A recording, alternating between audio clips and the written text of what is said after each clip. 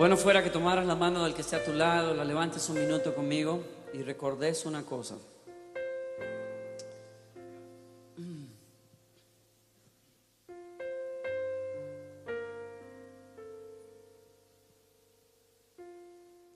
Santiago dice que Elías oró y no llovió sobre la nación, pero que el día que Elías obedeció a Dios en cuanto a subir al monte Carmelo para convocar a la nación entera a una confrontación entre la verdad y el engaño, cuando ese hombre de Dios obedeció la voz del Señor y restauró un altar de adoración a Dios, entonces oró y la lluvia llegó a la nación.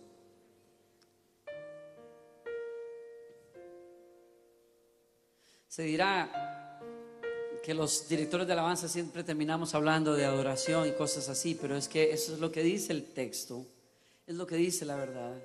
La diferencia en esa crisis espiritual la hizo un hombre que obedeció a Dios y levantó un altar de adoración, no como a los seres humanos se nos ocurra adorar a Dios, o como a la iglesia evangélica se le ocurre que se debe adorar a Dios, sino como Dios pide que se le adore. Padecemos de una enfermedad en la iglesia evangélica el día de hoy, es que así como Dios creó al hombre a su imagen y semejanza, creímos nosotros que teníamos el derecho de adorarlo a nuestra imagen y nuestra semejanza, y no se puede. Y en lo que nos llamamos muy bíblicos a veces no lo somos. Seguimos tradiciones que hemos aprendido de muchas generaciones, pero que no obedecen necesariamente a lo que Dios dice. Dios está pidiendo un altar nada más. Él no acepta 2 ni 3, ni uno en tu casa y otro en la mía. Él quiere un altar. Él estableció un altar. Está expresado en un monte Calvario donde su hijo murió y la humanidad se hizo acepta en ese lugar y únicamente en ese lugar. Y aquellos que se identifican con ese sacrificio, entonces adoran a Dios en espíritu y en verdad. No hay otra manera. Si nos ves o nos escuchas por algún medio que se esté grabando esta noche, no creas que somos gente de mente cerrada. Es que entendemos una verdad. No queremos caerte bien tampoco tratando de decirte que sí a una mente abierta que te hace pensar que hay muchos caminos para llegar a Roma. No, no hay muchos caminos para llegar al cielo. Jesús es el camino. Y si por eso nos querés culpar de mente cerrada, lo siento por vos, no lo somos. Pero estamos claros. Se levantó un altar. Sobre ese altar yo veo un contraste a veces es tan marcado con respecto a lo que sucede dentro del pueblo de Dios, y no tengo la intención de hablar sobre eso. Es que hay una intención en el Espíritu Santo esta noche, en medio de este clamor, y es que entendamos lo que está pasando, lo que estamos cantando. Porque cuando Elías le dio a los profetas de Baal permiso para adorar a sus dioses y preparar su altar y tal, hubo mucho en ese servicio, en ese culto de los profetas de Baal que fue simplemente distracción y fue gasto de tiempo y de energía. Hubo mucha bulla. La Biblia lo define como algarabía. Hubo mucho alboroto, mucho griterío, llantos y cuchillos y gente que se sajaba el cuerpo y danzaban alrededor de un altar, gritándole a Baal que descendiese, que se manifestase, que bajase de donde estuviese para que manifestase que él era el Dios verdadero. Y obviamente no pasó nada. Obviamente no pasó nada. Digo esto con cuidado, pero cuando yo observo ese tipo de efusividad y de efervescencia para adorar a los Baales y brincar y gritar y sajarse el cuerpo y todo, se me parece un poquito, espero que nadie se ofenda, pero no puedo evitarlo si sucede. Vengo de un trasfondo pentecostal, pero se me parece a nosotros los pentecostales, escandalosos, gritones, de cultos largos, pensando que el tiempo, entre más tiempo hay más presencia y más unción de Dios, creyendo que en el grito y en la efusividad está la unción o la presencia de Dios. teniéndole horror al silencio y a la quietud. No podemos estar quietos. ¿Han visto ustedes que en medio de la reunión, si nos quedamos muy quietos, alguien va a saltar? Santo. Nos da horror guardar silencio. Nos da pánico. Y no se crean ustedes que estoy acusándonos a los pentecostales, por si acaso alguien me va a acusar. Yo soy pentecostal, ¿ok? Bueno, dejémoslo ahí.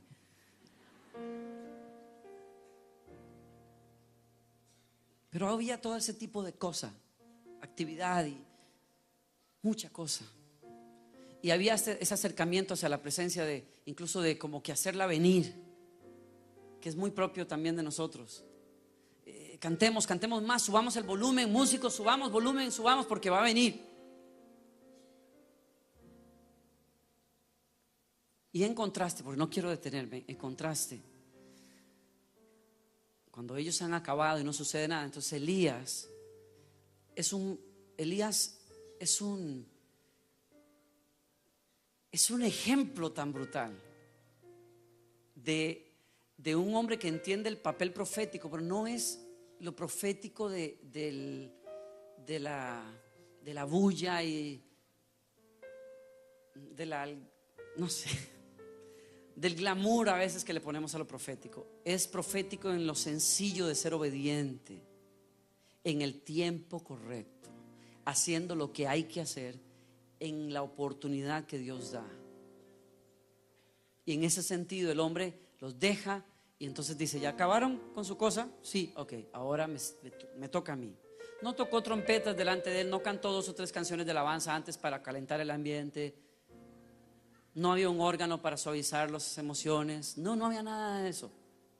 El hombre simplemente se acercó al altar y puso una piedra sobre la otra porque estaba deshecho y estaba olvidado.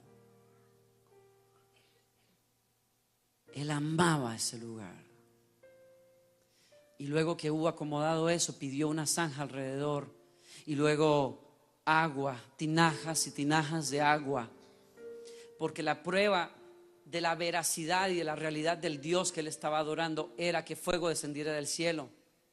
Entonces hizo exactamente lo opuesto a lo que cualquiera hubiese hecho. Cualquiera que hubiese estado en esa situación hubiera estado tentado a hacer trampa. Quizás hasta él. Me perdonas, Elías, si me estás oyendo en el cielo y te estoy acusando de algo que no hiciste. Pero era muy fácil. ¿Por qué? Porque los ojos de una nación entera están sobre vos.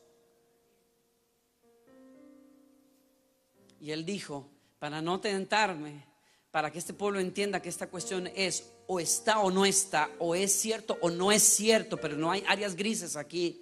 Para que eso no suceda, echen agua y bastante, y tírenla sobre el buey y tírenla sobre el altar, y que el agua corra por todas partes, para que se sepa que si viene fuego es porque Dios es verdad y Dios es veraz y no existe otra posibilidad. No hay artificio humano, no hay trampa ni efectos especiales en este asunto, no hay manipulación de las emociones de la gente, no hay nada. Es o Dios o no está Dios, o es verdad lo que predicamos o no es verdad.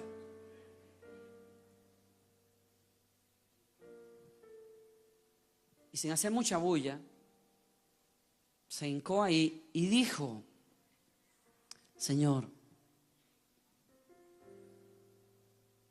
no se parece a nosotros los pentecostales. Señor, que se sepa en esta nación que lo que estoy haciendo lo hice porque vos me dijiste. No es ni siquiera porque tengo muy buenas ideas, no es porque yo soy tremendo y qué bruto, ¿cómo se te ocurrió un congreso del altar restaurado? No fue eso. No, el punto aquí no soy yo. Que se sepa que hay Dios en Israel y que porque tú me dijiste es que estoy haciendo esto.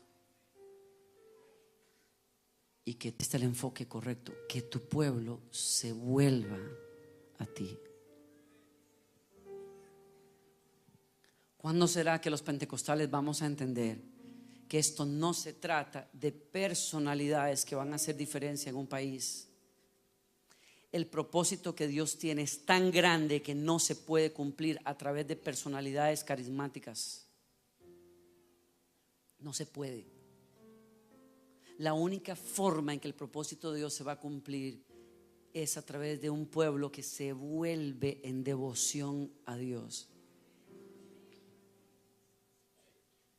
No existe otra posibilidad. No estamos en el tiempo de las estrellas evangélicas. Pasó, se acabó. En buen español, it's over. Se acabó. Brillaremos por un tiempo con un poquito ahí de pólvora, quizás si se nos está acabando. Brillaremos un rato más, pero este negocio se acabó. Los reflectores en los cielos no están apuntando hacia figuras tremendamente ungidas y capacitadas. Los reflectores en los cielos están apuntando hacia ustedes.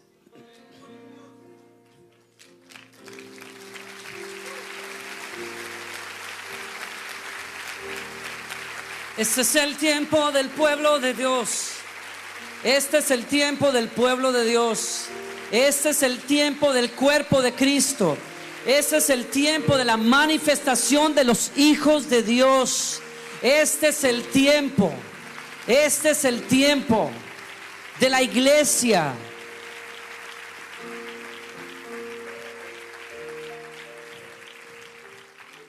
Y sin que tuviese que reprender mucho, ni hacer mucha guerra espiritual, ni nada de lo que los evangélicos hacemos el día de hoy, simplemente oró y obedeció, o más bien obedeció y oró. Y entonces, antes de que hubiese dicho amén y amén y amén, como decimos nosotros, el fuego de Dios interrumpió aquello.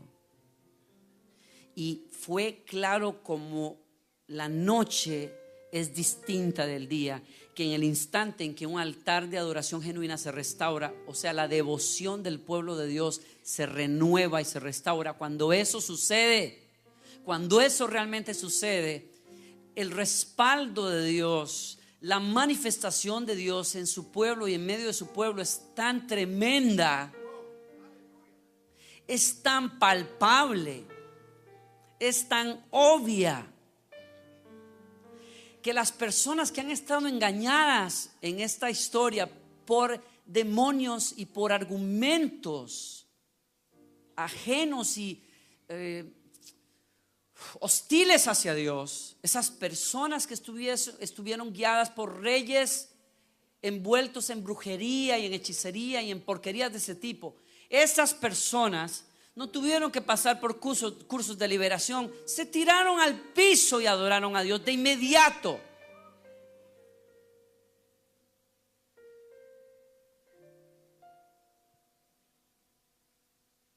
No necesitaron un director de alabanza que les dijera: ok, levanten las manos ahora tírense al piso, ahora canten un cántico nuevo, vamos otra vez, iglesia.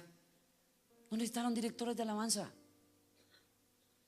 porque el impacto de la presencia de Dios, cuando es genuino en su manifestación, provoca la conversión de las personas, provoca que nosotros sepamos la diferencia entre lo que es genuino y lo que no es genuino. Y en ese mismo instante Elías tuvo que tomar la espada y cortarle la cabeza a todos los profetas falsos. Hay juicio para lo que no es genuino cuando la presencia de Dios está manifiesta en su pueblo, en su iglesia.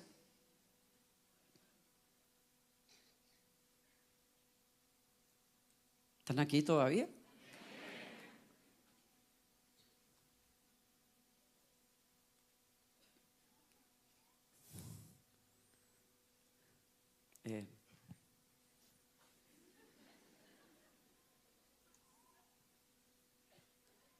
Ahora ya no sé si metí las patas o qué. Esta gente se quedó muy callada ya.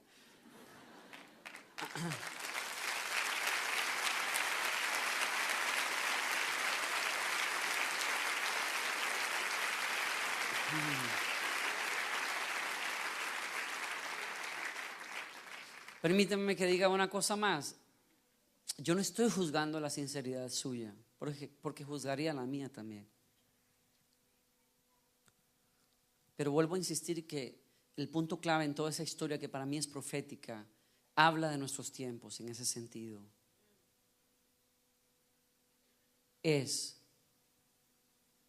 que en esencia se trata de un altar honesto, sincero, sin artificios, sin maquillajes añejos, evangélicos. Es un altar de devoción restaurada. Señores, mis amados, entre nosotros, mientras nosotros cantamos y le pedimos a Dios que nos dé más, Dios simplemente está diciendo: no se necesita mucho más, se requiere gente honesta. Así de sencillo, gente honesta, gente sincera, que cuando dice sí es sí, que cuando dicen creer lo viven, que cuando dicen Señor quiero buscarte, buscan, que se vuelven a la Biblia y la aman como nuestros abuelos la amaron, y los predicadores que nos formaron en Dios amaban la palabra y no había mucho revuelo en el asunto, amaban la palabra de Dios, la vivían, punto. ¿Cuántas versiones de la Biblia y traducciones de la Biblia y comentarios de la Biblia, y Biblia de la enfermera y Biblia del psicólogo y la Biblia del niño y la Biblia del adolescente y la Biblia del no sé qué y la Biblia del no sé cuánto y la Biblia de los teenagers y la Biblia de no sé qué más tendrá que salir para convencernos a nosotros de leer la Biblia? Y la seguimos sin leer.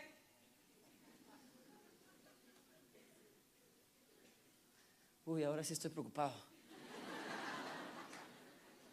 ¿Será que la unción se fue ya? Porque ya todo el mundo estaba mirándome como no.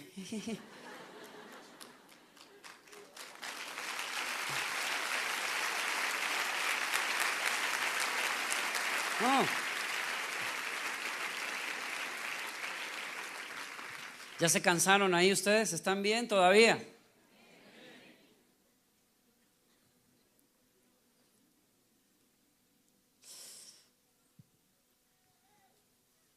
¿Qué hacía falta para que lloviera? Que alguien obedeciera.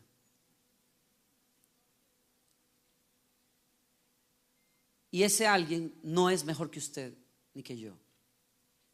Porque Santiago dice: Elías era un hombre, un ser mortal como usted y como yo, que tenía pasiones y debilidades como las suyas y como las mías, pero oró.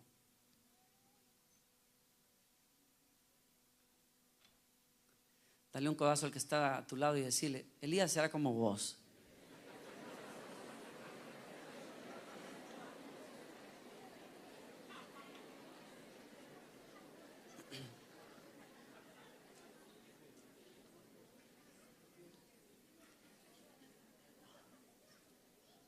Con todo lo que eso quiera decir después de lo que dije. Hacía falta alguien que asumiese su lugar en los propósitos de Dios. Estoy impactado esta noche cuando entré. O sea, este clamor, yo sé que es espiritual y sincero, es tremendo lo que está pasando aquí.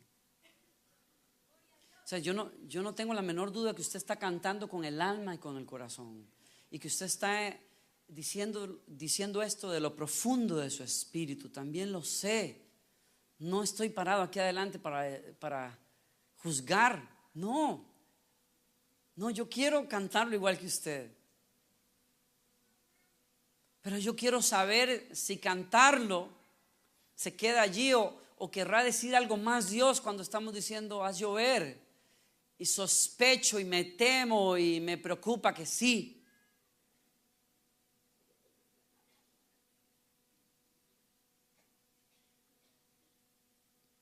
Tiene que ver con tener los pantalones y las agallas de asumir el papel que nos toca en este momento. Tiene que ver con dejar de escondernos en una iglesia. Tiene que ver con dejar de escondernos en un ministerio o detrás de un ministerio. Tiene que ver con dejar de amar el ser incógnitos, anónimos. Tiene que ver con dejarnos poner nombre y apellido.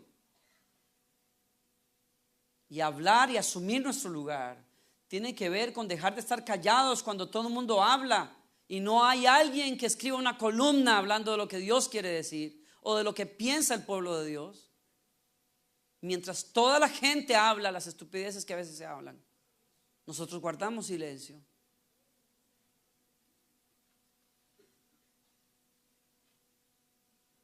Como me dijeran algunos compañeros de estudio, está bien, pues si ustedes están tan convencidos de lo que predican, déjenlo saber, propongan algo.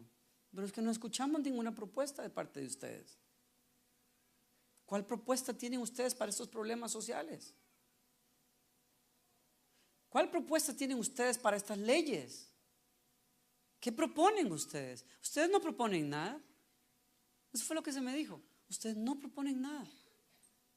Ustedes lo único que saben decir es Cristo es la respuesta. Y me preguntaron ellos, ¿y cuál es la pregunta?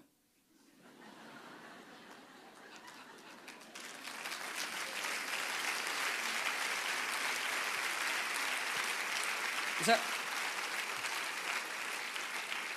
me dijeron, ustedes terminan toda conversación y toda discusión diciendo, sí, pero Cristo es la respuesta. Y cuando nos atrevemos a ir un poquito más allá, decimos, no, Cristo va a acabar con tu sufrimiento. Y hay algunas personas que me han dicho, yo no estoy sufriendo, entonces Cristo no es para mí. Yo no soy miserable, entonces Cristo no es para mí. Yo no estoy en una crisis matrimonial, entonces ¿para qué necesito a Cristo? ¿O es que Cristo es la respuesta solo para esas cosas? ¿Cuál es la pregunta?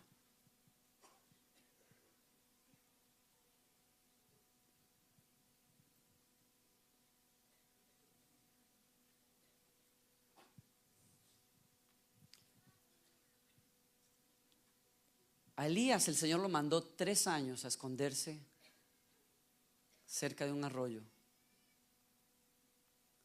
Fue el propósito de Dios que estuviese incógnito por un tiempo. Pero en el tiempo preciso fue necesario que sacara la cara en el nombre de Dios e hiciese lo que tenía que hacer. Se paró enfrente del rey y cuando el rey lo acusó y le dijo, tú eres el que ha traído toda esta desgracia sobre esta nación, le dijo, no, Señor, no revolvamos los papeles. Esta nación está maldita por vos y no tengo pelos en la lengua para decírtelo. Vos tenés un problema y vámonos al monte y vas a saber quién es Dios aquí y vas a saber que yo le sirvo al Dios vivo y no tengo miedo de poner la cara.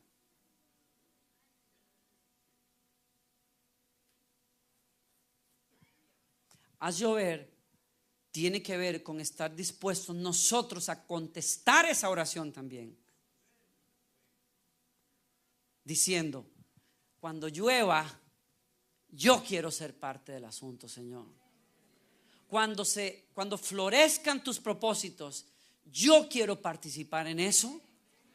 Cuando tú llames voluntarios, aquí están las manos y aquí están los pies y aquí está la carrera y aquí está la cuenta del banco y aquí está la familia y aquí está todo. Aquí estoy yo. ¿Qué puedo hacer yo?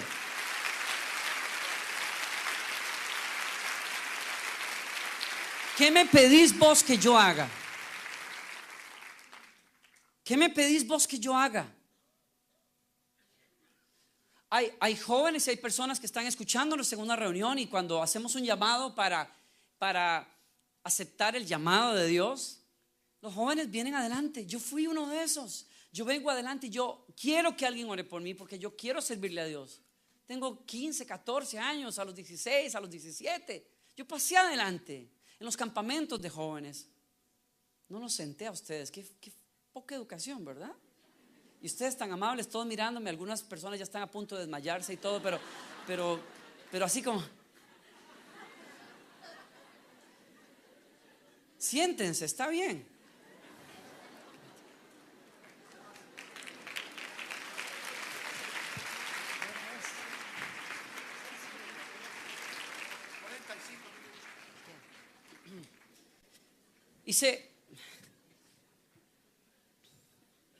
Bueno, quizás la iluminación no está como para que yo haga esto. Estoy haciendo algo incorrecto, pero No puedo evitarlo, a mí me gusta estar cerca de la gente. Entonces, les decía que hay jóvenes que pasaban adelante. Hay adultos, gente que quiere servirle a Dios. Pasamos adelante y decimos, Señor, úsanos. Pero ¿qué pasaría? ¿Qué pasaría si yo te dijera que Elías fue tal vez uno de esos también? Pasó adelante en un campamento de jóvenes de su iglesia. Oyó la voz de Dios que le decía, yo necesito a alguien, yo quiero a alguien que colabore conmigo, y pasó y oraron por él. Y buscó a Dios y se preparó en el instituto bíblico, así bien educado y todo, como Dante, como el pastor Freyson. Y comenzó a servir a Dios. Y Dios lo comenzó a usar. Y la unción de Dios era tremenda. Y las personas se estremecían con las prédicas de Elías. El pueblo de Dios comenzó a escribir sobre él. Había artículos que salían en las revistas de la época, mencionando qué tremendo hombre de Dios ha nacido, qué ministerio más tremendo. Y la lista de correspondencia crecía en su ministerio, el personal crecía, las reuniones eran enormes. Elías estaba siendo usado tremendamente por Dios. Era tan poderoso en su prédica y en su ministerio que se paró delante de la nación y dijo: hay tanto pecado en esta nación que Dios no va a dejar que llueva por 3 años y medio. Y sucedió. Tremendo. Estaba en la cúspide de su ministerio, en el clímax, dirían algunos quizás, cuando de pronto Dios, en una noche hablando con él, le dice: ¿sabes qué? Como parte de tu ministerio ahora cerrás todo, apagás todo, cerrás oficinas, despedís a todo el mundo y te vas allá atrás por ahí por un arroyo que hay en tal parte, y no recibís visitas de nadie y no te llevas el celular tampoco. Pero Señor, pero si tú me llamaste a este ministerio, vos fuiste el que prosperó todo esto, ¿cómo es que ahora me vas a pedir eso? Porque me da la gana. Punto. Y además, después de 3 años y medio de estar alimentado por unos pájaros que traían un poco de carne que saber de dónde ni de qué era, Dios le dice: ahora sí te salís de aquí. ¿Y ahora qué voy a hacer? Fácil, vas a ir a hablarle al presidente y le vas a decir que está embarrado de pecado de la cabeza a los pies y que se arrepienta. Y luego me vas a llamar a toda esa gente que son parte del gabinete del presidente ahorita, que son un aterro de brujos y hechiceras, y los vas a llamar a ese monte y va a suceder esto y esto y esto. Dios mío, pero mi fama, mi buena reputación, mi caché,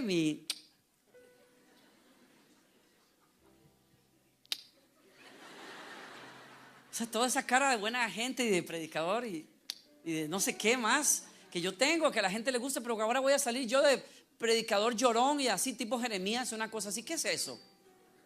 ¿Dónde va a estar mi popularidad, mi imagen, etcétera? Voy a tener que contratar a una compañía norteamericana que me mejore la imagen después de esto. ¿Qué me estás pidiendo? ¿Cómo es que tú me pides que yo te sirva? Si me dijeron que cuando uno le sirve a Dios todo le va bien. Y que no me va a faltar nada. Y ahora me estás pidiendo esto. ¿Cómo es eso? ¿Qué pasaría si a vos, que fuiste uno de esos jóvenes que pasó adelante para decirle al Señor: yo quiero que me uses, el ser usado por Dios te cause problemas?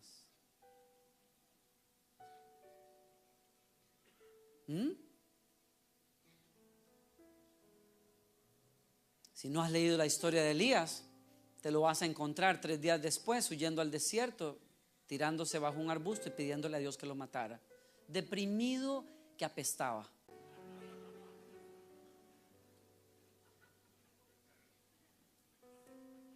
No digo que fuera el plan de Dios y el propósito de Dios que se deprimiera. Pobre bobo, lo hizo, punto. Era ser humano. ¿Qué quieres? ¿Uno se deprime o no? ¿O ustedes creían que a uno no le dan esas cosas? Algunos se me quedaron viendo como: demonio de depresión.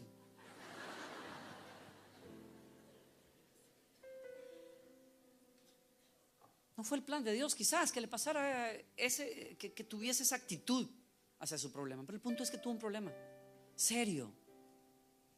Porque lo que Dios exige en cierto momento en su historia y en la historia de una nación no es nada fácil, no es agradable, es muy difícil de asumir. Y asumirlo significa echarse enemigos encima. Y a nadie le gustan los enemigos.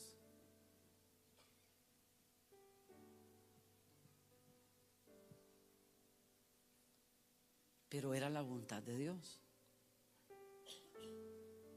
Era la voluntad de Dios.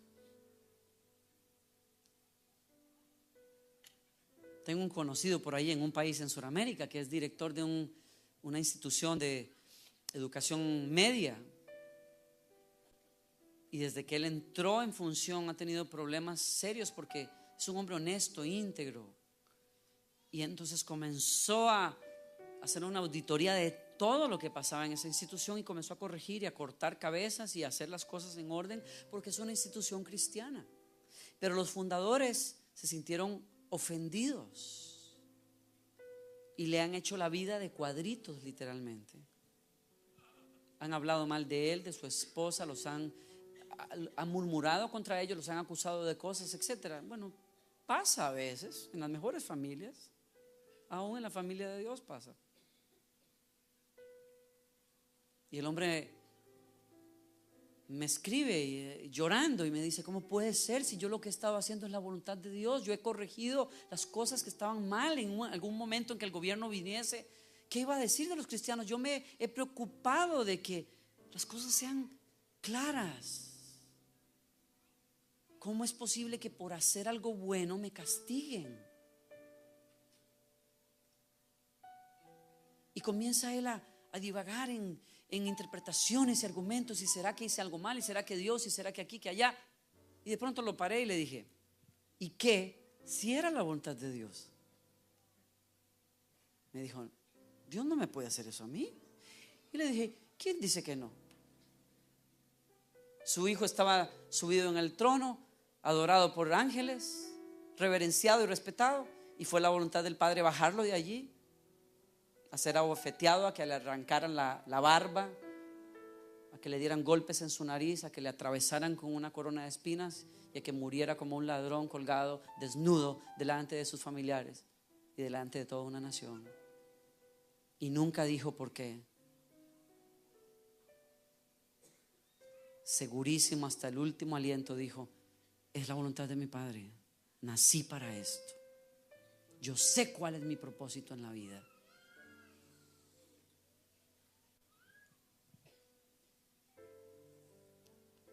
Nunca voy a olvidar esas imágenes en La Pasión de Cristo, la película de Mel Gibson, cuando camino al Gólgota, Cristo cae en el piso, cansado, agobiado, la piedra caliza se mete en sus rodillas, en sus codos,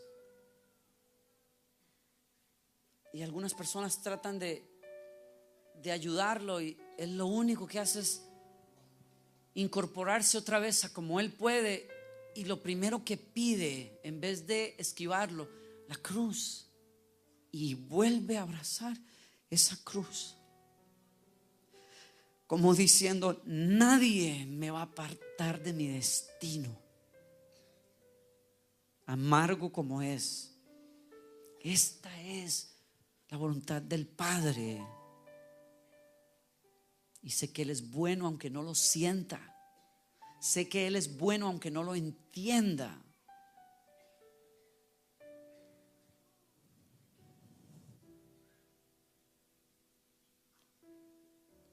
Que llueva sobre Argentina y sobre las naciones requiere hombres y mujeres que abracen su cruz y digan: no me despego de aquí.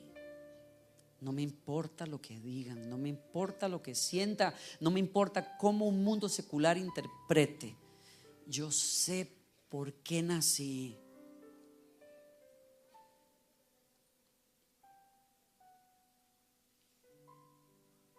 Estoy dispuesto a cumplir mi papel en los propósitos de Dios. Como padre, como madre, como hijo, como profesional, como abogado, como actor, como músico, como hombre, como mujer, como argentino. Sea lo que sea que requiera. No soy un cobarde que se esconde de ese llamado. Yo lo abrazo, le pongo la cara, aunque me cueste lágrimas. Eso hace llover sobre una nación.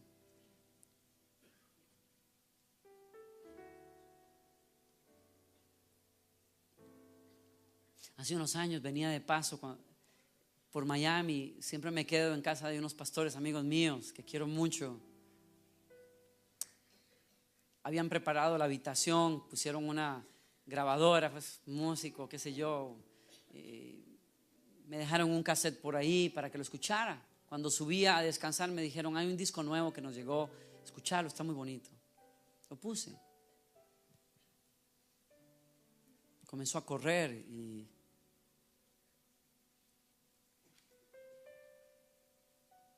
era Jesús Adrián Romero. Era quizás una de las primeras veces que lo escuchaba.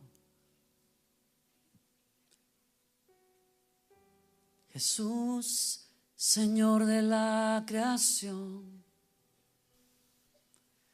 siendo en forma de Dios, se despojó de sí mismo, tomó la semejanza de hombre y siendo puro y sin mancha, entre nosotros vivió. Híjole, yo me imagino a Jesús de ministro evangélico, limusina, agentes de seguridad, cartas de presentación, qué sé yo, como nos gusta a nosotros. Bombos y platillos para anunciarnos, gente peleándose por vernos siquiera, y él pasando por ahí.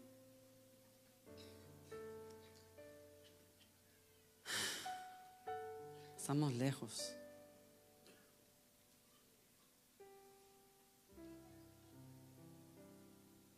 Siendo puro y sin mancha, entre nosotros vivió, dice, y así mismo se humilló, tomando forma de siervo, hasta su vida entregar, y en una cruz terminar. Y ahí no pude más. Escuché al Señor conversar conmigo y decirme: ¿dónde querés terminar vos? ¿Cómo querés terminar vos? No lo voy a decir aquí porque ustedes no tienen por qué saber. Solo les voy a decir una cosa: no era una cruz. En mis planes de clímax en la vida, una cruz no estaba. Había otras cosas, unas comodidades, una reputación, un reconocimiento, unos cuantos sueños personales, etcétera. Pero cruz no.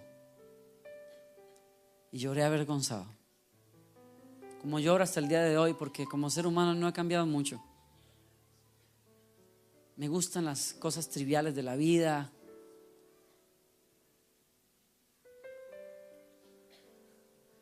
Y tuve que llorar y le dije: Señor, no me parezco a vos para nada.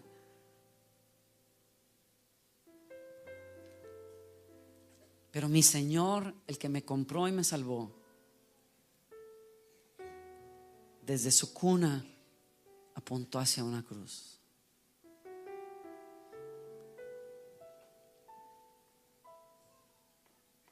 Desde que naciste de nuevo, hay la sombra de una cruz sobre vos. Ese es tu destino. Y con lo doloroso que parezca, es glorioso también.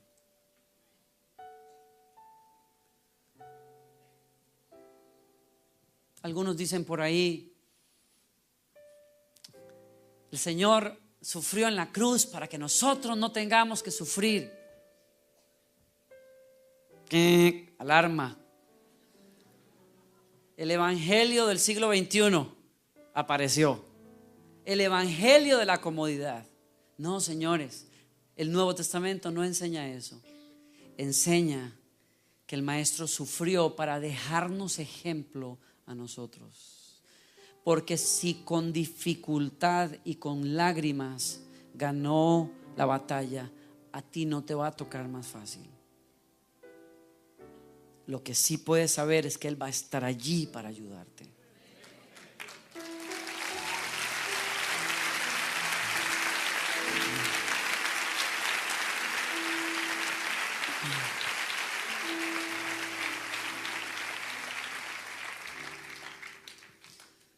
No se asombren. Por alguna razón muchos, la gran mayoría de sus seguidores dejaron de seguirlo cuando Él dijo: ¿ustedes quieren hacerme rey a mí? ¿Ustedes piensan que esto se trata de campaña de popularidad y todo ese asunto y que yo voy a lanzarme para diputado y tal? No, señores, ustedes no entienden para lo que yo vine. Todos ustedes que me están proclamando con vítores y con canciones, todos ustedes se van a avergonzar de mí cuando me vean a donde yo voy a parar. Voy a hacer la vergüenza de todos ustedes y ninguno va a entender por qué. Porque lo más alto que yo vaya a llegar en la vida es eso. Y eso fue lo que me dijo el Señor esa tarde: Danilo, lo más alto que tengo preparado para tu carne es una cruz. Ni más ni menos. Si quieres soñar con llegar alto, sueña con tener la gracia de abrazarla. Sueña con tener el gusto que tuvo el Maestro de pegarse a ella. De haber sido necesario, Él mismo hubiese ayudado a esos soldados a atravesarle esos clavos. Porque Él sabía para qué estaba aquí. Que lo que el dolor de ese sacrificio le causara iba a resultar en el gozo de la resurrección para todos.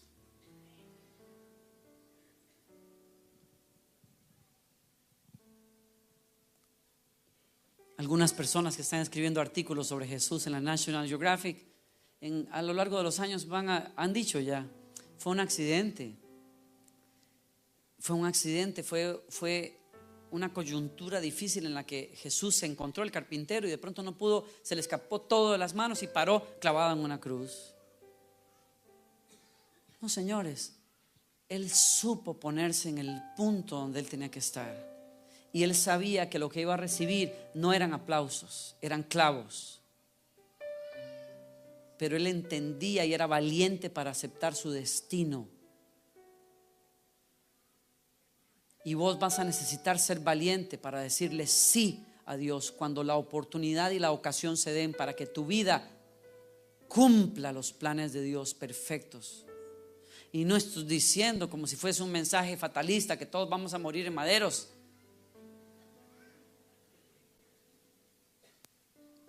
Pero sí te estoy diciendo que te va a costar tu carne y tu ego y tu egoísmo y tu deseo de comodidad y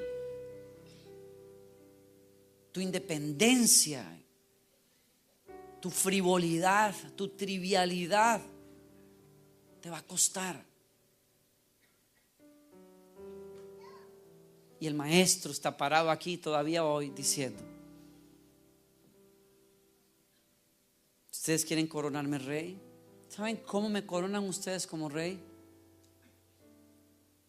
Tome su cruz cada uno y sígame.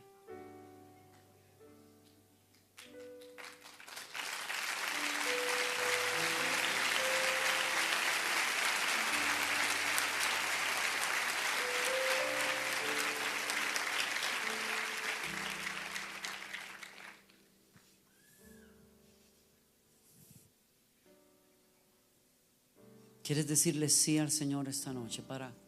Sí para lo que sea. Sí con lo que cueste. Cuando Sao Ken tenía 5 años, escuchó a alguien hablar de Dios en un campamento para niños. Pasó adelante y aceptó al Señor. A partir de ese momento, a lo largo de su vida, se dieron encuentros con Dios. En cada uno de esos encuentros, cuando Sao Ken escuchó a Dios llamar, ella pasó adelante y dijo: Señor, si tú vas a hacer algo, tómame a mí en cuenta. Cumplió 19 años. Se graduó de arquitecto con honores en la Universidad de Costa Rica. Era líder de jóvenes en ese momento de su iglesia, una muchacha hermosa, con un futuro brillante adelante. Tomó su certificado, sus reconocimientos, se los trajo a su abuela que la crió y le dijo: abuela, yo te honré a vos estudiando y graduándome. Te lo había prometido, vos te sacrificaste por mí, aquí están mis estudios. Ahora déjame hacer la voluntad de Dios. Y ella le dijo: ¿qué? ¿Y qué será la voluntad de Dios? Si vos estás de presidente de jóvenes en tu grupo, estás sirviéndole a Dios. ¿De qué estás hablando, muchacha? Y le dijo: somos chinos. Nuestros abuelos vinieron de un pueblito en la China adentro, que nadie conoce el día de hoy, nadie habla de él, pero lo he tenido en mi corazón todos estos años. Y el Señor finalmente me ha aclarado qué es lo que Él quiere que yo haga.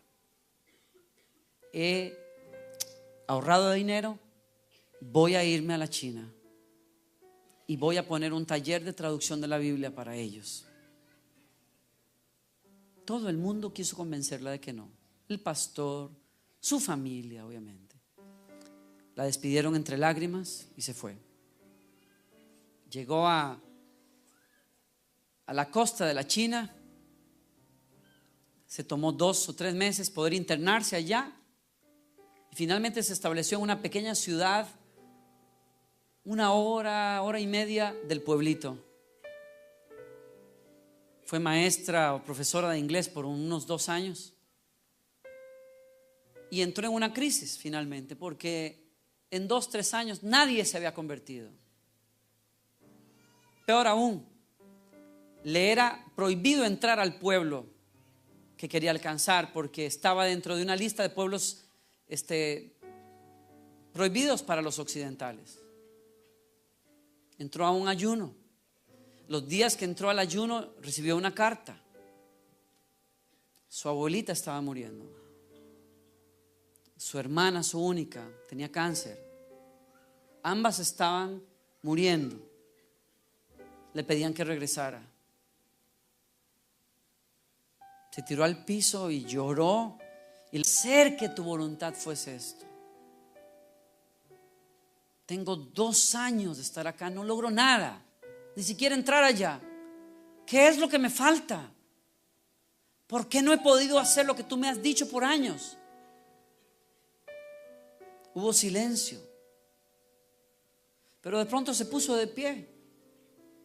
Miró a la mesa al lado de su cama. En el sobre de la mesa lo único que había era una carta, una correspondencia.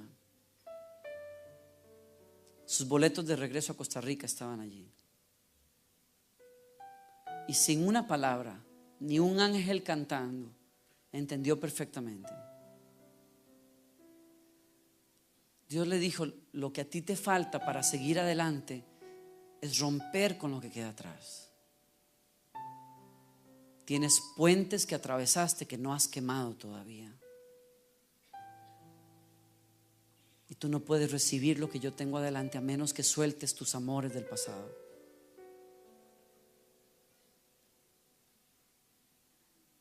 Y tomando aquellos boletos en ese lugar de sacrificio, los rompió entre lágrimas y le dijo: Señor, nadie se va a poner entre tú y yo. Te amo a ti por sobre todas las cosas. y entregó a su abuela y a su hermana en las manos de Dios. Tiemblo cuando menciono algo así, porque no lo hago desde el púlpito de alguien que lo haya logrado ya. Hablo desde un lugar en que hay puentes que tengo que quemar todavía. Les habla el corazón de alguien que sueña ver más cosas de Dios. Y como ustedes cantaban, yo quiero ver llover. Y cuando pregunto, Señor, ¿cómo? En silencio Él apunta a esos boletos, a esos amores secretos, a esa falta de compromiso, a esas cosas que hay que cortar y que no quiero. Y entonces, ¿qué tengo que hacer? Sao Ken se tomó un mes más. Termino con esto. Al mes, mientras está tomando una taza de café en su apartamento y lee el periódico, la taza de café se cae de sus manos cuando ella mira una noticia, un titular: 25, 30 pueblos liberados de la prohibición hacia los occidentales, y temblando buscó el nombre de su pueblo, el pueblo de sus abuelos, y lo encontró ahí. En cuestión de 2 semanas se pasó, puso un taller clandestino en donde hasta el día de hoy, muchos años después, todavía se traduce la Biblia al idioma de sus abuelos. Una chica de 20 años que asumió su papel en los propósitos de Dios. El día de hoy debo de contarles que su abuela no murió, su hermana fue sanada por el Señor. Regresó a Costa Rica, se casó con un misionero y vive en las montañas, en la selva de Costa Rica, terminando una obra de 50 años de trabajo traduciendo la Biblia para nuestros aborígenes, nuestros indígenas.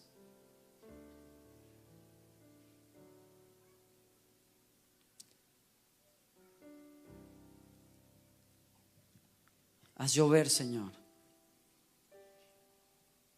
Haz llover, Señor. Haz llover. Que una nación vea que hay Dios verdadero.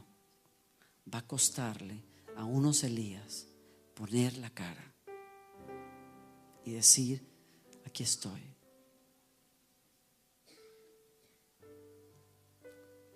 Póngase de pie donde usted esté, por favor.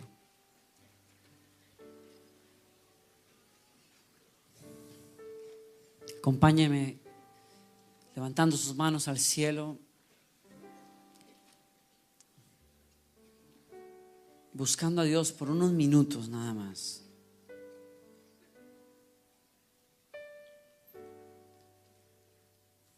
Si Dios te ha hablado, ¿has escuchado la voz de Él diciendo: ¿quieres seguir adelante? ¿Quieres ver llover en tu vida? Entrega esos boletos de regreso. Vos sabrás qué significa eso para vos esta noche.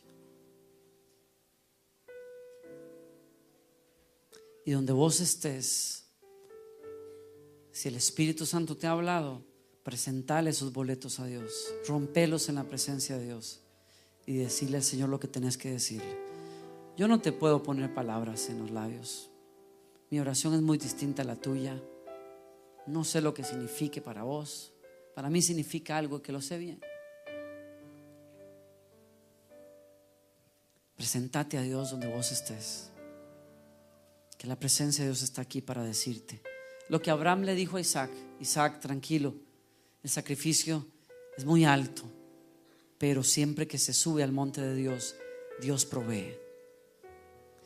En el monte del Señor será provisto cuando vos querás adorar a Dios. Y si vos quieres adorar a Dios esta noche y sabes que cuesta, pedirle al Señor: provee, Señor, para mí. Dame la gracia y dame la fuerza, Señor, para adorarte en espíritu y en verdad. Nos acercamos con corazones sinceros, Señor. Nos acercamos con conciencias lavadas en tu sangre. Nos acercamos en la verdad de tu palabra. Nos acercamos como hijos ante un Padre. Vos nos conocés. Nuestros corazones están desnudos delante de vos, Señor. Y mientras adoramos esta noche, hay algo que tenemos frente a nuestros ojos y que no podemos quitar, es una cruz.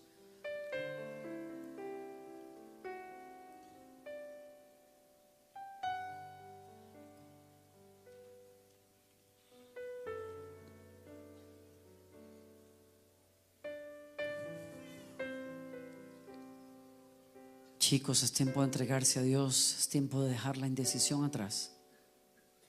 Decídase, decídete. No importa qué tan maduro seas vos, no importa en qué momento de la vida estés, si ya sos un hombre maduro, una mujer maduro, decile a Dios: aquí estoy, Señor, los años que me des. Este es mi deseo, honrarte a ti con todo mi ser, te adoro a ti. Oh, con todas mis fuerzas te alabaré.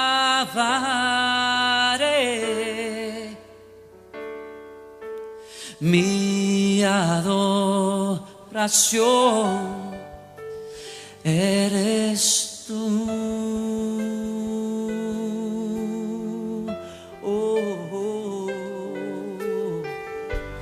Hoy te rindo mi ser, te doy mi corazón. Yo vivo para ti en cada palpitar. Mientras haya aliento en mí, quiero pedirte, Dios, haz tu obra en mí. Hoy te rindo mi ser, te doy mi corazón. Vivo para ti.